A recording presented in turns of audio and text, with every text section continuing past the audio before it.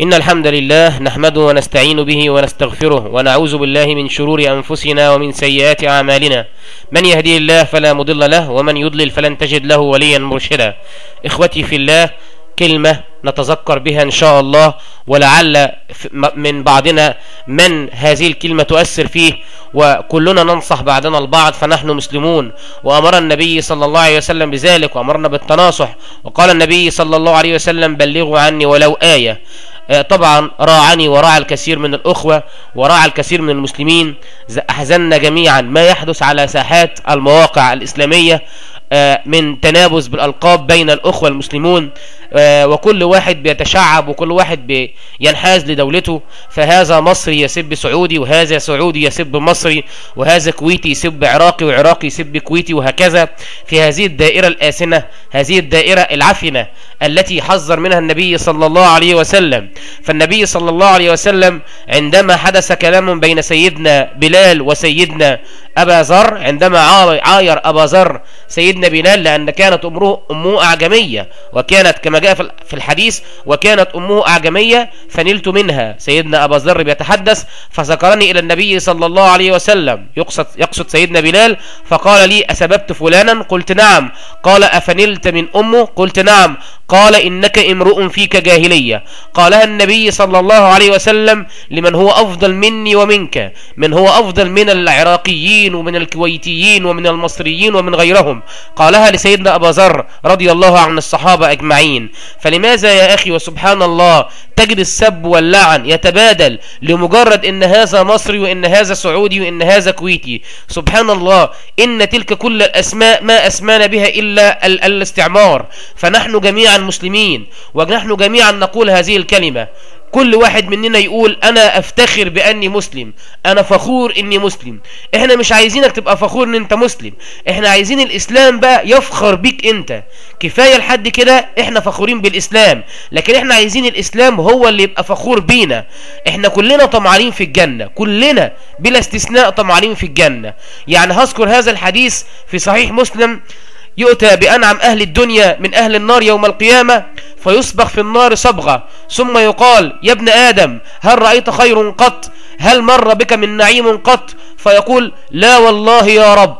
يعني لا هيكون في أنعم أهل الدنيا، كل الخير عنده عربيات، عنده لبس، عنده أكل، عنده شرب، يغمس في النار غمسة واحدة. فيسأله الله سبحانه وتعالى وهو أعلم بحاله، ويقول له: يا ابن آدم هل رأيت خير قط؟ هل مر بك من نعيم قط؟ فيقول: لا والله يا ربي. ويؤتى بأشد الناس بؤسا من أهل الجنة، فيصبغ صبغة في الجنة، فيقال له: يا ابن آدم هل رأيت بؤسا قط أو شقاء قط؟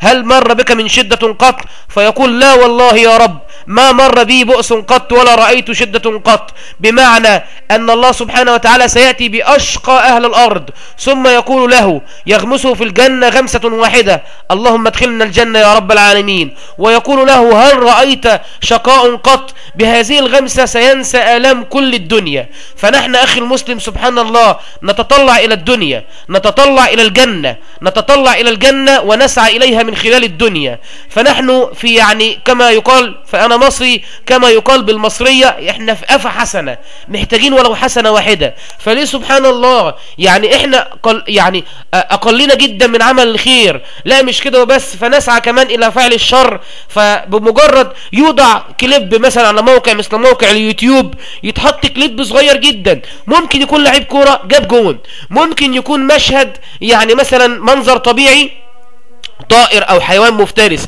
فتلاقي ده داخل قال له: هم السعوديين كده، وهم المصريين كده، وهم الكويتيين كده، وسبحان الله واليمنيين كده، وهذا الكلام الذي لا يرضى الله سبحانه وتعالى ولا يرضى النبي ولا يرضى به احد من المسلمين اجمعين. فيا اخي سبحان الله، تب الى الله، تب الى الله من الان. يعني يكفي انك لا تسب، يكفي انك لا تسب. وان سبك احد فانت سبحان الله قل له: سامحك الله، والله العظيم ما هو ضعف، اقسم برب العزة ما هو ضعف، لان مش راجل اللي يشتم عبر شاشات النت. ايه يعني انت قاعد في بيتكم وبتشتم فلان وبتشتم فلان وبتشتم فلان؟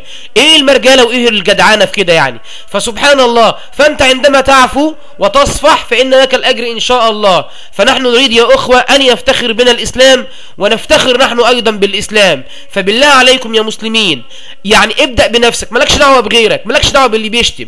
ما تقولش انا جربت وهم رجعوا تاني وشتموا تاني. بالله عليك يا اخي دعك من هذه الشتيمة. انا مصري واقسم بالله العظيم انا احب كل السعوديين واحب كل الكويتيين، كل من هو مسلم ويتبع نهج النبي صلى الله عليه وسلم ويحترم الاسلام ويحترم الصحابة ويتقرب الى الله سبحانه وتعالى، فانا احبه بقدره تقربه الى الله سبحانه وتعالى. وهذا مذهب اهل السنة والجماعة. فنحن نحب المسلمين جميعا، ودرجات المسلمين بدرجة قربه من الله سبحانه وتعالى. فأنت يا أخي إن كنت لا تفعل خيرا فبالله عليك فلا تفعل شرا. يأتي يوم القيامة والموازين هتكون يعني محتاج لحسنة واحدة عشان الميزان بتاعك، عشان يعني يعيذك الله سبحانه وتعالى من النار، هتكون في محتاج حسنة واحدة فقط. سيئة ممكن تودي بك إلى النار جهنم، سيئة واحدة كما قال النبي صلى الله عليه وسلم إن رجل يلقي بالكلمة لا يلقي لها بالا تلقي به في النار 70 خريفا. فبالله عليكم يا أخوة فلنكف عن هذا السب. ويا رب يا رب ربنا يصلح حال المسلمين وينصرنا جميعا. ويا رب ما يطلعش واحد ويشتمني أنا وأنا سبحان الله مجرد بذكر بس بالله. أقول قولي هذا وأستغفر الله لي ولكم، والسلام عليكم ورحمة الله وبركاته.